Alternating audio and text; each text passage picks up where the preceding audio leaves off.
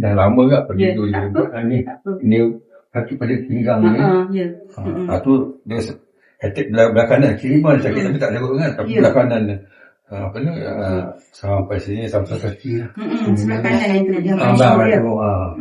kat belakang tu tak ada apa dia belakang ni.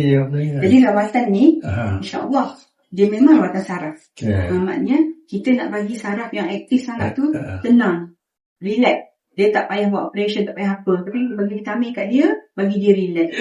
Okay. Tapi dah lama dah. Arti dah 3-4 tahun dah. Ya. Teruk. Mula sikit tu.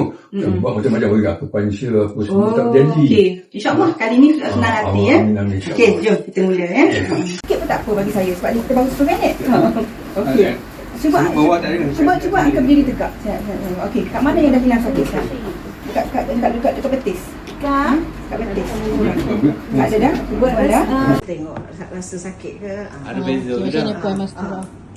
Ada beza? Tadi rasa sengal macam dah. Sekarang dia dia tegang ni daripada sini sampai ke betis. sekarang rasa kurang. Rasa kurang. Tu buat Puan bagi berapa?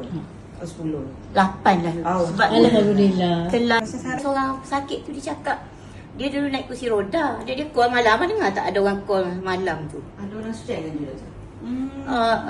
Sebab dia kata dia datang naik kursi roda. Betul. Lepas tu dia kata dia pergi je. Sekali pergi Dia dia dah sekali sembuh, je. dia Ya. cakap. Lepas tu dia kata dia sekarang ni dia dah tak pakai kursi roda lagi. Dia suka berkebun. Alhamdulillah. Ada je hamba Allah share dengan Kak ya. Dia minta nombor telefon, dia call akak. Akak pun macam dah malam dah pukul Saya 9. pun tak kenal tu. My question saya lah maksudnya kan.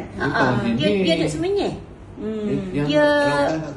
Dia bekas Samalah. dia bekas student. Dia cakap lah tu lepas dia tengok video Dr. Rusmini tu kan yang pasal sciatica ni kan, tanda-tanda tu kan.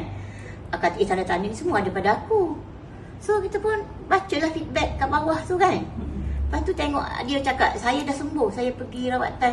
Lepas tu kita pun messenger dia. Ya, tak sakit lah. Pusing, sakit. Betul. Ya. Ya betul. Banyak dah kurang. Tengok tadi. Abang tengok tadi macam mana? Saya nak berjalan, saya rasa sakit sangat dekat orang pinggul. Ni after rawatan, saya rasa ringan. Rasa macam sakit tu dah hilang yang gemuk pinggul tu dah tak sakit dah.